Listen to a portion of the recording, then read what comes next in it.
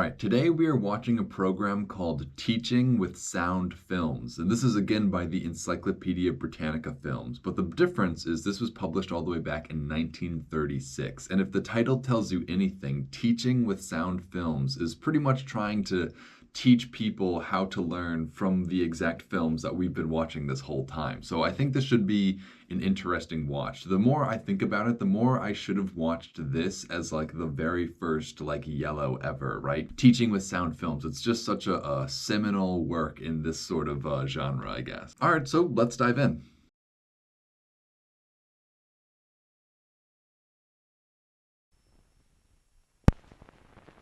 Teaching with Sound Films, produced by ERPI Classroom Films. So ERPI and the Encyclopedia Britannica seem to work together on all these programs. That's what I'm seeing, is because they all either say ERPI or Encyclopedia Britannica, but they're usually both. So that's what I'm going with. This is both made by the ERPI Classroom Films Incorporated and by Encyclopedia Britannica.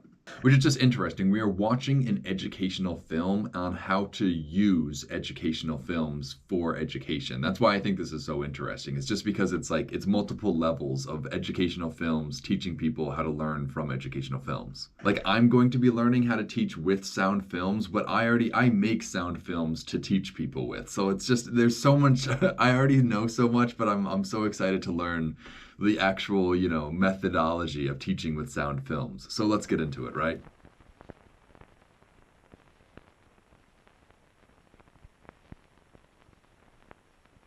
All right, this title card just played for like 10 seconds, no music or anything. Usually title cards have music at least, but this one is just silence so far.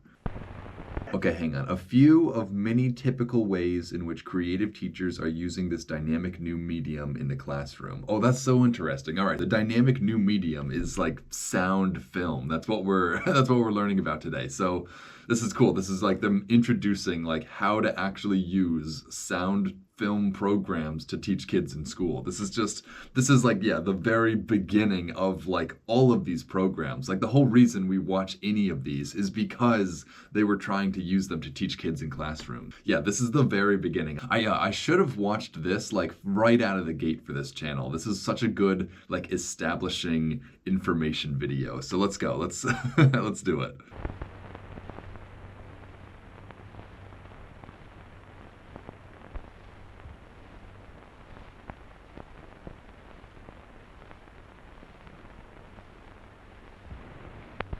This teacher believes that planning is essential for the development of worthwhile classroom activities. Planning is necessary for the development of worthwhile classroom activities. Yeah, no argument here so far.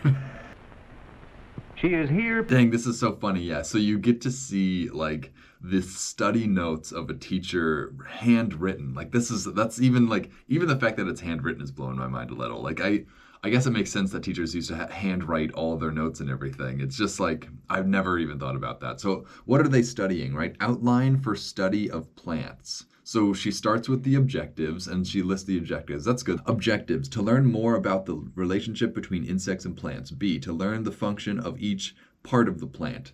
C, to find out what plants need in order to grow. D, to discover how plants are adapted to their environment. Wow, this is a lot of learning objectives for one lesson. I hope we get to all of it in today's lesson. And yes, there will be a test at the end of this. Preparing to guide her pupils in the study of plants. Okay, so that's interesting. There are 4 main learning objectives. Oh, I wish we got to read more of her plans. She selects from the local film library. Oh, wow, so she's selecting from a local film library. That's so fascinating. So that's how teachers would get these programs, right? I really should have watched this first because this is like illuminating so much already. So a teacher would go to a piece of paper like this and choose what sort of program she wanted her kids to be watching that month. So let's see what programs they would have been watching. The Frog, Animals of the Zoo, How Nature Protects Animals. That's interesting. How nature protects animals. I don't know, beach and sea animals, that's a fun one. Tiny water animals, that's also fun. Butterflies, moths, beetles, I bet the kids didn't like those. Pond insects, that's fun, but I bet that's another icky one for kids. Aphids, there's a whole video just on aphids, that's hilarious. The housefly and spiders. That's funny. So that's the selection that this teacher had to go on. Already, wait, hang on, what year was this? 1936. Already they had all these educational programs for children. You can really say that like educational content was really like there from the very beginning based on this. Like we were always trying to teach kids using like motion pictures really. Like that's amazing. I'm so glad we're getting to watch this. The sound motion picture Plant Growth. Plant growth. I feel like we've actually already watched the literal program that they are mentioning in this, right? We watched the life of a plant, maybe not plant growth, but I feel like we might actually, some of these that are mentioned on this piece of paper, we either have watched or we will watch eventually, I think, which is really fun too. Because it will meet the interests which have been expressed by her pupils. Meet the interests that have been expressed by her pupils. Is that really how school used to work? Like all the kids could like ask the teacher to learn about plants rather than like insects or whatever, aphids, you know, like the teacher just decides what the kids learn based on what they're interested in. I guess they didn't have like standardized tests or anything, right? Like this really was the Wild West in the American educational system, really. Like you could just teach the kids whatever they wanted. I don't know, like that's just this is just such a window into the educational world of the pre-war era. Wow. The teacher is aided in her... Oh man, I wish I could read all this text too. I'm not going to bother you guys with reading this whole book, but like I would. If I was alone without a camera facing me, I would just read this whole page. Her planning by suggestions found in the teacher's manual which accompanies the film. So each film, all right, so that's interesting too. So each one of these films that we watch usually came with like a teacher's manual. That's interesting. That's very interesting actually, because I feel like that's how you actually make the program worth it, is you have like questions to ask the kids and everything. So that's very interesting. That is like the question I'm always asking is like, who was watching this and for what reason and for like what context? It's so interesting to learn how exactly these programs were used to educate kids. In a preview of the film, she finds... Dude, I'm pretty sure, no, we haven't watched this program, but I'm pretty sure I have this program. Oh man. All right, next week I'm gonna try to watch this program just to show you guys that I'm pretty sure I have it. I don't know. I don't want to make any promises, but I will watch a very similar program at the very least. Okay, I'm pretty sure I have this one though. Connecting links. Film showing. Using the film to stimulate interest in the unit. I feel like that's not really necessary to tell the teacher. I don't know, maybe it was back then. It seems like kids would instantly be interested in watching a film in school, right? Like I feel like, especially back then, like even when I was in school, the days that we got to watch videos instead of like listen to the teacher were like the best. So I can only imagine like at the very dawn of the film era, like getting to watch film programs in school must have been like even more exciting, you know, like that literally had never even happened before, you know? So like, I don't know, I can only imagine film did stimulate interests in these students.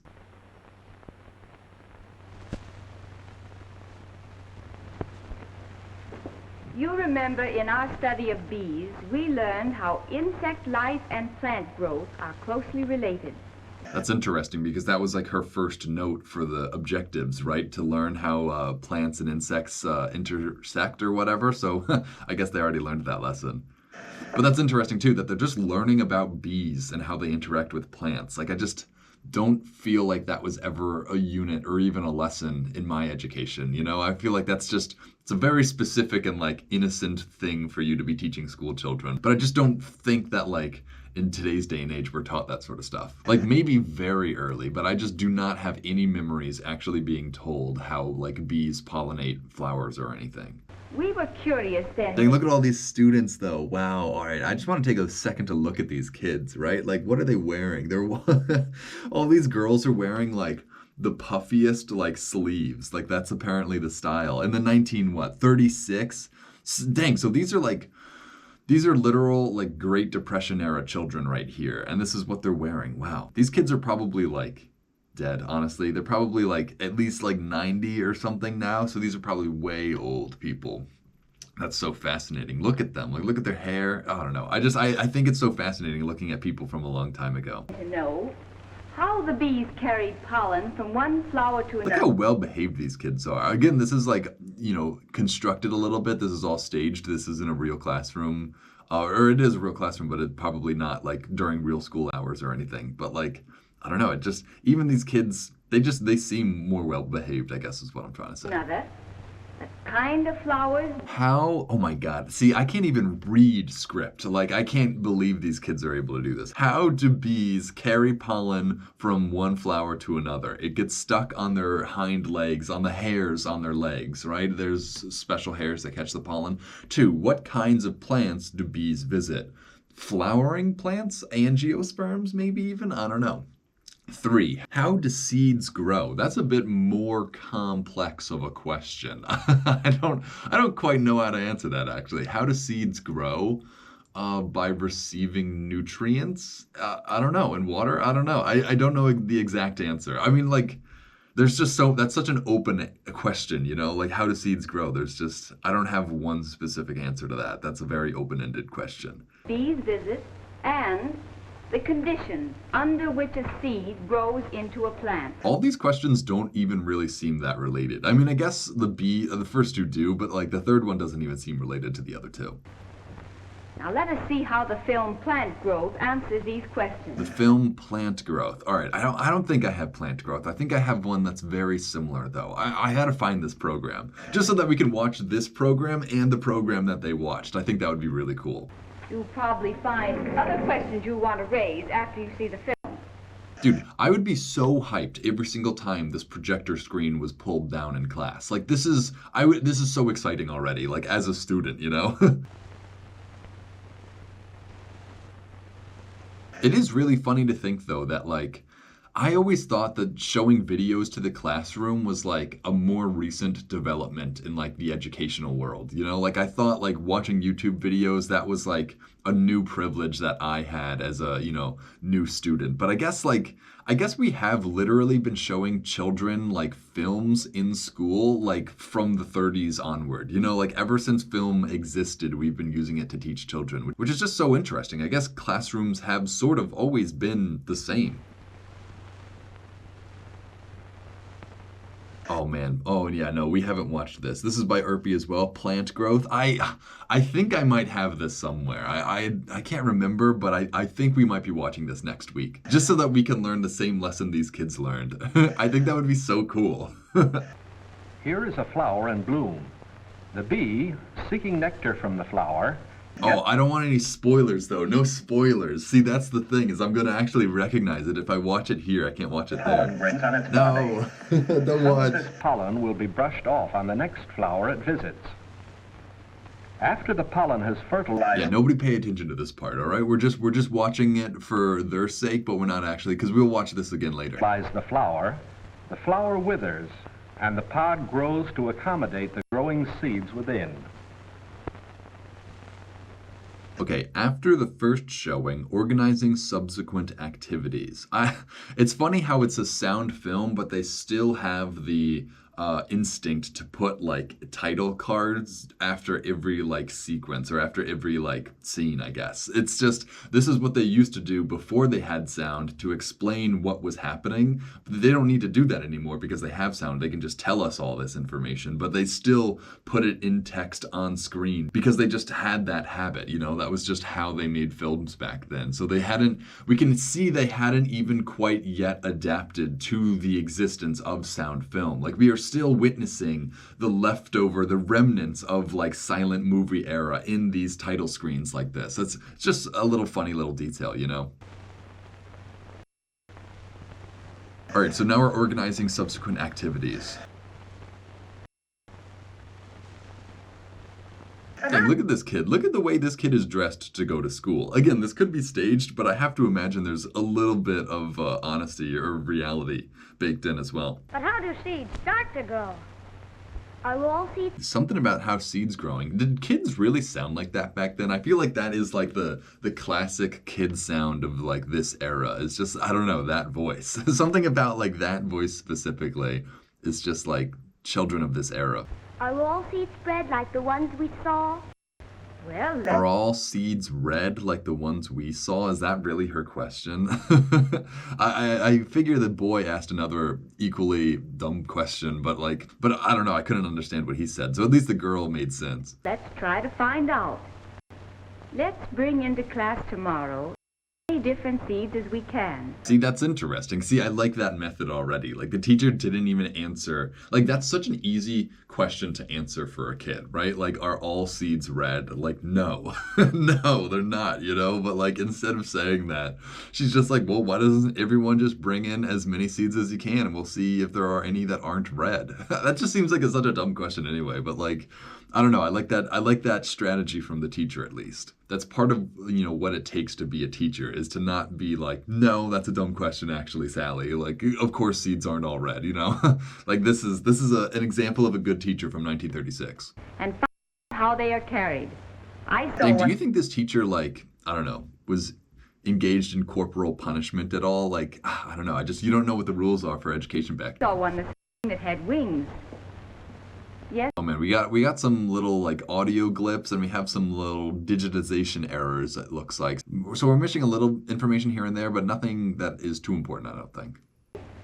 How long will seeds live if they're... Dude, see, like, this kid looks like he's already 90 years old. Like, they do look like they're from the old generation. I don't know how to describe it, but like, just like their mannerisms, their hair, their style, everything. Like, this kid's in a full business suit. I don't even know what grade this kid's in. He's probably like in 7th grade. How long will seeds live if they're planted? How long will seeds live if they're not planted? That's a good question, actually. I like that question a lot, because some seeds will last a very long time. Some won't. That's like a farmer's question. This kid's dad is definitely like a farmer or something. In the film, we saw the young plant die on the rock. But I know... Look at this girl. This girl's giving it her all. Like, none of these kids are really acting, but like this girl, look how wide her eyes are. Like, she's trying her heart out at the very least. In the film, we saw the young plant die on the rock. In the film, we saw the young plant die on the rocks. But I know a place where plants grow on rocks. yes. Okay, so again, I couldn't really understand what she said because of the preservation, but I think she said, but where I go, there are plants that live on the rocks. And this teacher has to tell this girl that, like, yeah, some plants can't live on rocks, some plants can live on rocks. Like, it's a different world out there, kid. Do you remember what the film said the plant needed in order to grow?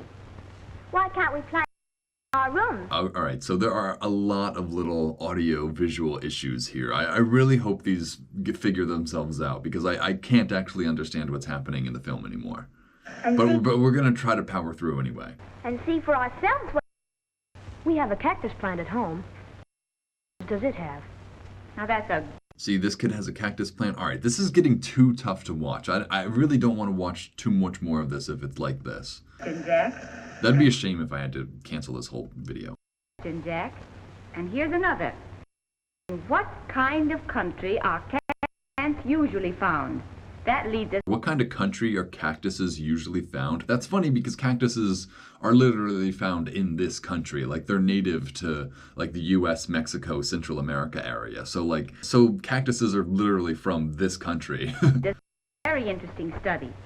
How plants are adapted to the place where they grow. Using the film as a direct teaching aid. All right, so we saw how the film can be used to inspire questions in the students, but now we're learning how to use the film directly as a teaching aid, which, I don't know, kind of seems redundant. I feel like showing it. I don't know what you mean by a direct teaching aid. Like, I feel like we just watched that anyway. Dude, oh my God, if we have to watch this whole program with all these little glitches in it, I swear. The physics class well along in their study of... They have already... Physics class well along. See, this is so fascinating. So this must be like a high school class. That's so fascinating that they were teaching high schoolers physics all the way back in 1930s. I mean, again, like, that's the same thing I learned, but like, it's just so amazing to see that, like, nothing has changed at all in all this time, you know? But also, what are they learning? Because this kid over here has, like, a tuning fork, but then, like, these guys have, like, cylinders, and these guys have, like, a glass jar. Like, none of these tables look like they're doing the same activity. Seen the film Sound Sources. This group is with harmonics. Oh, okay, so they are all doing different things. This group is learning about harmonics. Man, this would be a loud classroom if every group is just learning about a different thing. This one is studying frequencies. All right, so that first group was studying harmonics, and this group is studying frequencies. So like I'm saying, like this room would be very loud if everyone is just studying a different aspect of sound in different ways. Like, and they're all high school kids. Like, I don't know, this would be a very hard learning environment, I have to imagine. These pupils, sound does not carry through vacuum. Well, I guess these guys are the ones learning that sound doesn't carry through a vacuum. See, they're all learning about sound in one way or the other. I feel like even this would be loud, though. Like, to pull the vacuum, you would need, like, a pump, right? Like, so you would even still have, like, sound being generated. It's just, this is a very noisy classroom. Does this mean if there were no air, we would never hear any sound? Does this mean if there was no air, we would never hear any sound? That's a good question, I guess. I guess that's true. I mean, yeah, I mean, if there was no air, we wouldn't be alive. So, like, it's one of those sorts of questions. Like, well, if there was no air, nothing would happen, you know? I don't know. Like, yeah, we wouldn't hear anything, but, like, we wouldn't be around to hear anything either. So what's the teacher's answer then? What would he say versus what I said? The first time we saw the picture, we learned about the sources of sound and how the world started. But since then, the class has asked many questions similar to you. Perhaps this would be a good time to see the film again. And perhaps this would be a good time to watch the film again. I really apologize to all you guys for watching a program this poorly preserved, but I thought this would be such a good watch for us. I'm so sad that it's just glitched a little bit too much for us to even understand what's happening. I'm gonna power through it for you guys, but like, it really is disappointing that we can't understand everything that's happening. see the answer to questions. So he's just saying, well, instead of answering you, we should just watch this program again for a second time. Like, I feel like he could have just answered that question. Like, you don't need to watch it twice just to learn that. Causes sound. Okay, hang on. Now we got to read all these things. What causes sound waves to travel? I feel like we don't even know that. From like a theoretical standpoint, what causes sound waves to travel? Like, I guess it's just pressure difference, right? It's just like high density, low density, like high moves to low. Like, that's the only answer I could give. 2, what type of sound sources is the voice? What type of sound sources is the voice? I don't even know what that means. Like point source? I don't know. What type of sound source? I have no idea. Single source, maybe. I don't know. 3, how can we control the quality of our voices? How can we control the quality of our voices? Are these real questions that the teachers would be asking? Like, were these included in like the study guide, maybe? This is just such a weird question to ask. How can we control the quality of our own voices? I don't know. To be honest, if I knew the answer to this, I would do it. I clearly cannot control the quality of my voice. So like, please, I need to learn this actually. I really do need to learn how to control the quality of my own voice. So please, yeah, please somebody answer that for me actually. 4, why does music sometimes sound louder over water at night? What a very specific question. I don't even know if I've ever listened to music over water at night. I wonder why specifically at night too. Like, I think it's just like ambiently quieter at night than it is during the day. But like, again, what a specific question. Oh, and the answer to this question though is that the sound bounces off the surface of the water, I think. But let's see. Why is it so hard to understand a speaker in our auditorium? Okay, why is it so hard to understand a speaker in our auditorium? Maybe, again, because of echoes. Maybe it's just too echoey. There's too many sounds bouncing off all the walls. I don't know. Did I do a good job on this, though? Let me know. I told you guys there'd be a test, so, you know, this is the test right here. Well, let me know what grade I got on the test. Causes sound waves to travel. Sound wave impulses are... Oh, this is cool. Oh, this is probably from the sound program thing that they watched, though. So maybe I'll be able to find this one as well. carried air molecules. This is interesting. This is a fascinating animation. I should save this for when I actually watch this program. But this is a cool animation displaying the travel or the transfer of sound. I don't even know how to describe it. But yeah, the creation and the emanation of sound waves. As the prongs of the fork spread out, as they spring back, a partial vacuum is formed. This results in outward moving condensations and rarefactions.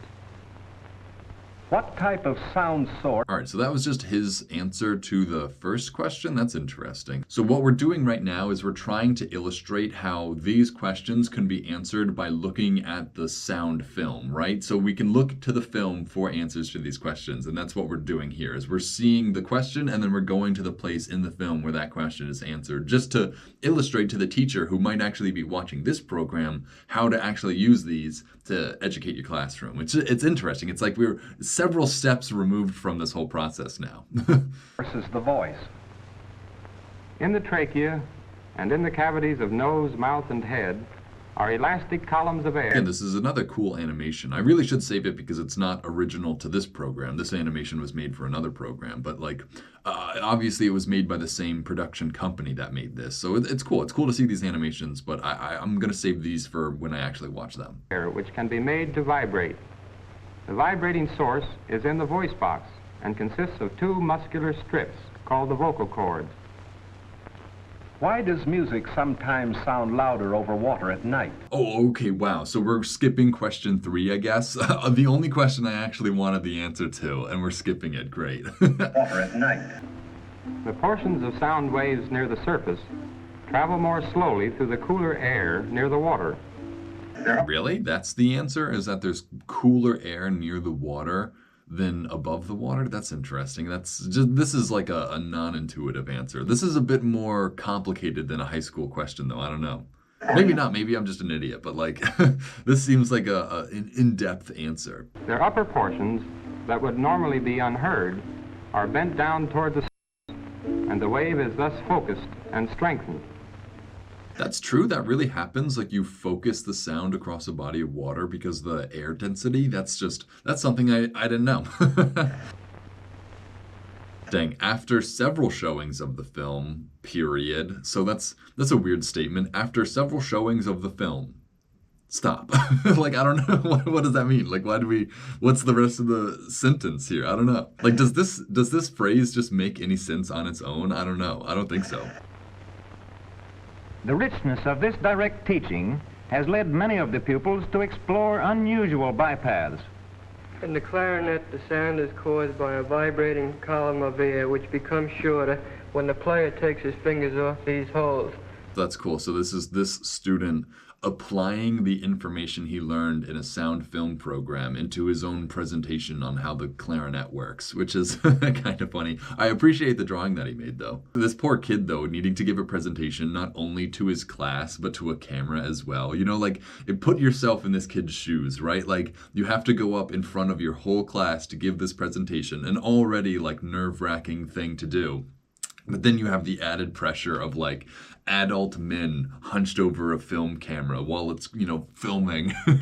And you have to do it perfectly as well, this poor kid. Maybe he's an actor, maybe he's a child actor or something, but it seems like they just got like random students. I don't know. Maybe, I don't know how they did this though. Thus, the tone becomes higher, like this.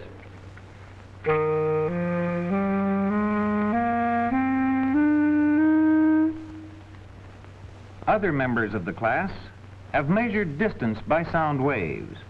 See, this seems like such a fun class, just to do like pretty much anything you want. This is just like, I don't know, like, yeah, go off on your own and explore and study things, like that's the era of education we're in here. Measuring distance by sound waves, like that's just going outside and making a big loud noise and counting how long it takes to get to somebody else. I like this vision of school I'm being shown right now. Still others have charted how sound is recorded. How sound is recorded. See, like, I feel like I never even understood this. Like, the fact that a high schooler was able to draw a diagram on, like, how, like, sound moves the electrons moving through a wire is just so interesting to me. Again, I have to imagine this is, like, a little bit staged. Like, there aren't kids that have a perfect understanding of this. But at the same time, I don't know. This feels sort of authentic. I don't know. And others have surveyed the acoustics of the school auditorium. See, like, isn't this so complex? Like, really, you're telling me high school students surveyed the acoustics of the auditorium? Like, this seems like a very complex diagram right here. I would be impressed if this was actually high school students' projects or something. Using the sound film for review. So, okay, so that makes a little bit more sense. See, this doesn't have a period at the end of it, at least. So this statement is a little bit more open-ended, whereas the last one had a period. So it felt like a finished statement. I don't know. I don't know if that even matters, but I'm picking up on anything now. Here is a general science class finishing a study of erosion.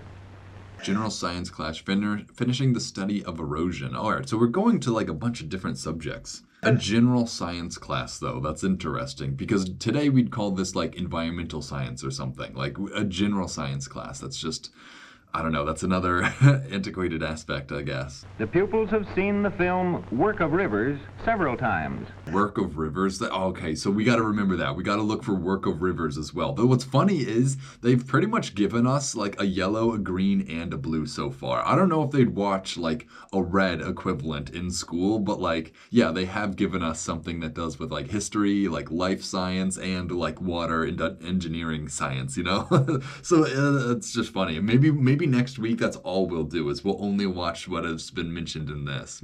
Each time for a specific purpose.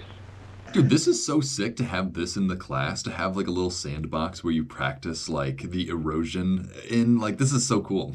I wish I had this in my environmental science class. Note the teacher's technique in taking advantage of the film's possibilities for the purpose of review. See, that's so interesting. So would you watch it and then you'd also watch it again to review? Or would you actually teach the kids the lesson just on your own using a textbook or something and then show it to them as review? I don't know. I wonder.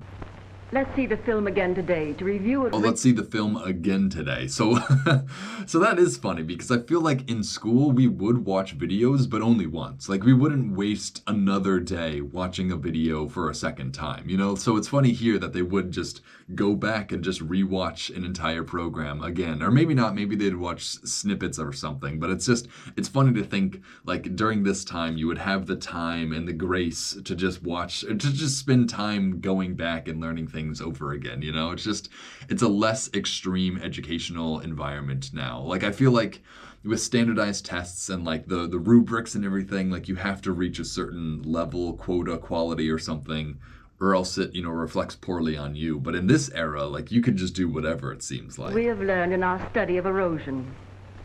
Perhaps some of you should pay special attention to the part of the film which shows how rivers are formed. That seemed like a pointed statement. Like, perhaps some of you should pay attention to the part of the film that describes how rivers are made, you know? Like, it seems a little bit like, yeah, hey guys, pay attention this time. After you've seen the film, I should like to have each of you write a summary. What is the accent that she's doing as well? Because this is like not an American accent. It almost feels like a Mary Poppins, like a British accent. Like, is that a voice that female teachers would put on back in the day? Like this, like, I don't know, like this like lofty English accent. I don't know how to describe it otherwise, but it's like, it's not, it can't be her normal speaking voice. Maybe it is, but like, if it is, then people really did sound differently back then. Are the most important ideas we've covered. That's a forced accent. I don't know how, I don't know what she actually sounds like, but like nobody talked like that in America, but it doesn't seem real. Today... Oh, hang on. So that was cool. So this is actually the film projector that they would have in class. This is funny because like this is smaller than like those huge TVs they would wheel into my class when I was a kid. You know, like those, I don't even know what to call them, like the tube televisions or whatever, like the huge ones. Like this film projector is smaller than those. So it's funny how they didn't have more advanced technology, but it didn't take up as much space, you know? Today, as through long ages past, tremendous forces are at work tending to reduce all land to sea level. Dude, I feel like I've already watched this program as well. I know I haven't, but like, yeah, seeing all of these, I just, it all feels familiar to me at this point. Were it not for great opposing forces, rivers would long since have brought all land to the level of the sea.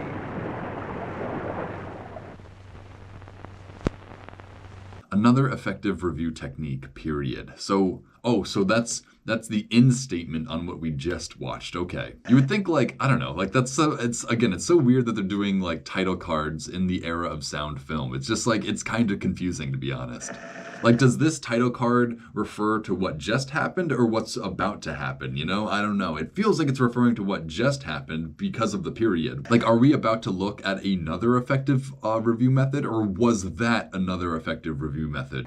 Here, the teacher turns off the sound of the film, and pupils describe scenes. Well, that's interesting. So the sound would also come out of the projector. How would the sound work? Would the sound also be preserved on the film? See, that's something that I never even really thought about before. But how would you get sound? It must have been on the film somehow, but I don't know how. I really don't. Scenes which the class has been studying. Third grade. This is what we're watching in third grade. Okay. Just a lion or just a tiger literally eating like an animal. This tiger eats raw meat. Oh, it's raw meat. Okay, okay. He misses his home in the jungle. His stripes would make him hard to see in the tall grass. This caterpillar is spinning a strap. He keeps adding a strand of silk to it every time he moves his head across. I love hearing the kids' voices though, because those do feel authentic, you know, like the adult might be putting on some sort of voice, but these kids are just giving it their real performance. So I don't know, I appreciate it. This strap will help to hold him to the branch after he turns into a pupa. Oh, is this him, yeah, becoming a pupa? This is funny. I feel like I've already watched this. I've watched a version of this, but I don't know if I've watched the same program that these kids are watching. I don't think so. I don't think this is the same one, but I might watch it one day. This shows how lightning happens. I was about to say, like, what are we even learning about here? Like, okay, lightning, yeah, okay. All right, yeah, the charge of the clouds. Okay, this is cool. The top part of this cloud has negative electricity, and the bottom positive.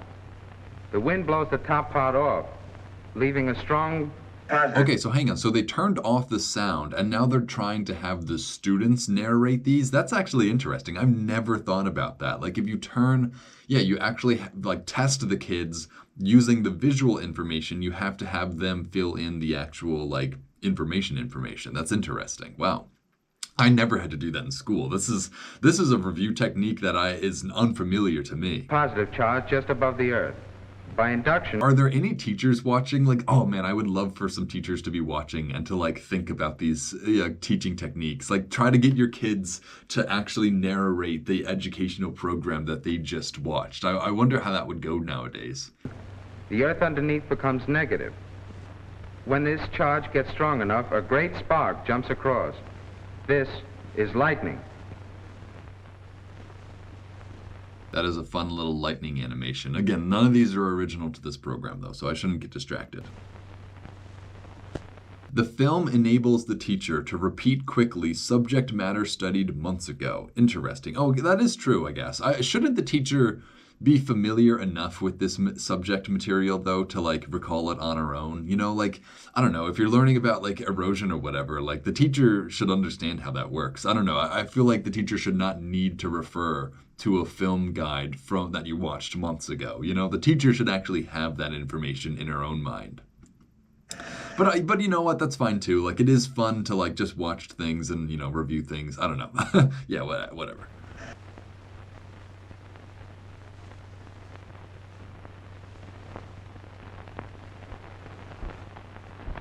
Okay, so now this is like a high school chemistry classroom. See, this is so interesting because it does still look like a chemistry classroom, but it does look like more advanced as well. Like, I don't know, like all these kids have like aprons or whatever. Like, this is definitely an upper class school, I'll say that. You remember when we studied oxidation and reduction last term? The film Oxidation and reduction last term? Oh yeah, it is high school chemistry. Film explained the chemical action of reduction. That's so funny because I literally do remember studying oxidation and reduction in high school chemistry. So it's so funny to see the exact same thing I was learning being taught in 1936 classrooms as well. Reducing agents on oxides. This week, in our study of metals, we plan to investigate The general topic... So hang on, last week they learned about oxidation and reduction, and this week they're just learning about metals? I don't know the chemistry curriculum for nowadays, but that doesn't seem like two subjects that would be right against each other. of reducing ores to their metals. Let's review... Reducing ores to their metals? Would people really learn about that in school? Like forging, or like, not forging, metallurgy, I guess is a better word for it. I never learned about metals like that in school. the film again to make sure we understand the general basic principles of reduction. Dude, this guy seems nervous just by how he delivered that line. I don't know, like none of these people seem like professional presenters, which is fair, you know, I'm in good company, I guess. In this cross-section drawing, we see the furnace being filled with alternate layers. Dang, so this classroom was getting to watch real engineering videos. That's fun. Another blast, rushing up from the bottom of the furnace, converts the coke into the gas, carbon monoxide. This removes the oxygen from the iron ore. It is funny that they are giving us time to actually watch these programs as well. You know, like I feel like this is unnecessary for us to actually watch these programs. But I guess, I don't know, I guess the filmmakers thought we needed to know. I should have realized this beforehand, but I guess this is just like a big commercial for these film programs, right? Like this program is trying to convince teachers to use these programs in their classroom to teach, right? So like they're trying to sell all of these to teachers to use in their classrooms. I can't believe I didn't realize that earlier, but that adds like a completely different angle to this whole program, really. They're trying not only to show you how to use these, but they're trying to convince you to use these as well in your classroom. Wow. I wonder if there were teachers who watched this and thought, oh man, this would make my job so much easier if I didn't have to like describe in such vivid detail like how a blast furnace like forges pure metal or whatever's happening here, you know, I don't know, but like I bet this is a lot easier to show students than it is to explain to them. So I bet this was like a good selling point to teachers, and I bet this was an effective tool for sales. Intense heat melts the iron, which passes through to the bottom of the furnace. But again, would kids even learn about like molten iron or like, you know, iron smelting in school? Like that's so bizarre to me. I feel like I never even learned about smelting in like my entire time in the American educational system. I don't know. Like this just seems like a lot more fun than what I was learning about. And is drained off.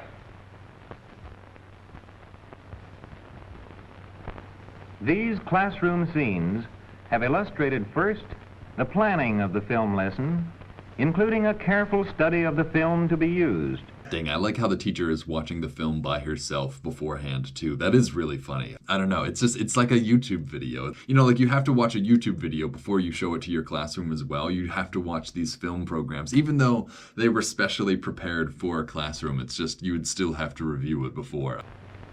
Next, the way the teacher may introduce the film showing. And I don't remember that part. I don't remember learning how to introduce the film showing. Third, how the teacher may guide the discussion after each showing.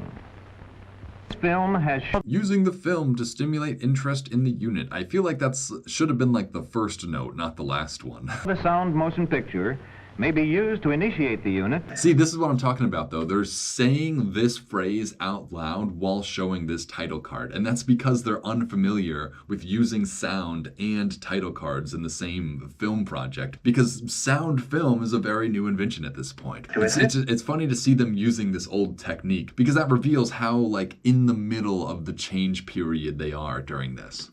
Using the film as a direct teaching aid. Yeah, that seems like the first thing to do is just show it to the kids. To assist the teacher in direct instruction and to serve as a quick and accurate review.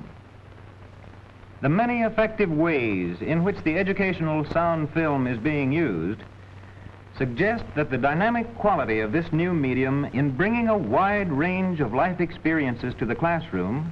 I got distracted for a second. This is an interesting shot. Now I want to watch this program for sure. Just for this shot alone, I want to see this program.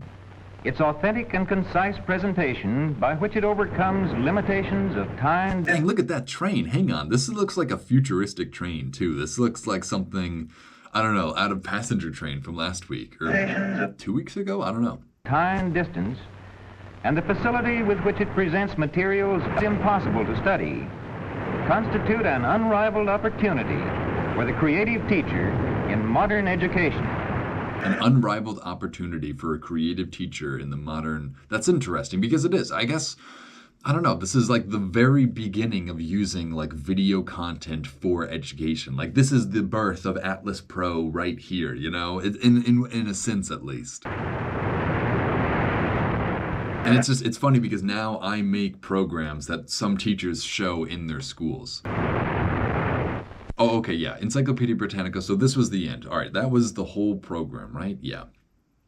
All right, so that was very interesting. So like I said already, like this was very fascinating to see like how these films that we've been watching on this channel were actually incorporated into the classroom setting. It answers so many questions that I've been asking on this channel, you know, like we now understand that like these programs were used very purposefully with like study guides, with the thought of reviewing material later. It's just like these were not only well thought out, but these were planned educational experiences, really. Like these were things that teachers would buy or rent out for their classrooms in order to teach them subjects that were easier taught on video than in person.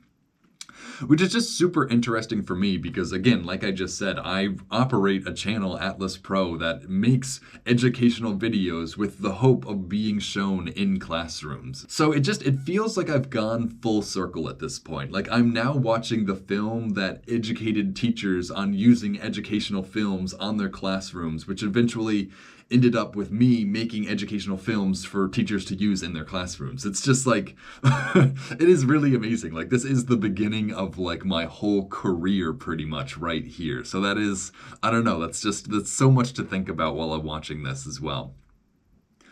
Let's see what else. I think it was interesting. Definitely, I think the most important thing, though, is just for me to understand how programs like this were used in the classroom. Because now going forward, whenever we watch something like this, I'll now understand, like, oh, like the teacher probably had like a list of questions to ask about that scene or something, you know? Like, I understand the context of these programs so much more from having watched this one, which is funny because this one wasn't all that interesting. It didn't have like any really juicy information in it, but it did offer insight into the background of these programs. So I think this was a very valuable, very important watch for me to have done. I'm glad that we did it together. I'm glad we powered through. The glitches weren't that big of a nuisance after all, and I think we made it through. I think there's nothing else for me to really talk about either. Now all I'm curious about is hearing from any teachers in my audience, right? Like, do you guys use videos to teach your class? And if so, like, how does it resemble what we just watched? Like, does this pretty much match exactly your classroom behavior, or do you do other things with videos? You know, I'm so curious now. Bonus points if you're a teacher and you use my videos to teach your classroom. That's the bonus question of the test right there. What videos of mine have you shown your students? That's what I want to leave you guys with.